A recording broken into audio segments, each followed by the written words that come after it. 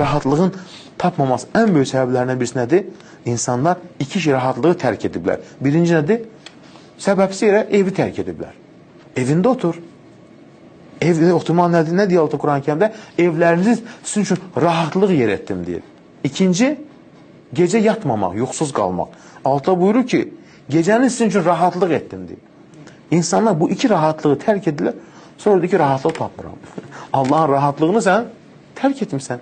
Evlər, insan ehtiyacı olmasa, niyə çıxsın ki, boş-boş vaxtını keçirsin? Ya iş arxasına get, ya işin var. Yoxsa evində otur, bərəkət də evdə oturmaq. Və yaxud da ki, gecəni yat, yatmağa çalış. Kimsə problem varsa, problem Allah şəfa versin. Amma yat, çünki nəyə görə altı deyir, evlərinizi sizin üçün rahatlıq etdim, həmçinin gecəni sizin üçün rahatlıq etdim deyir.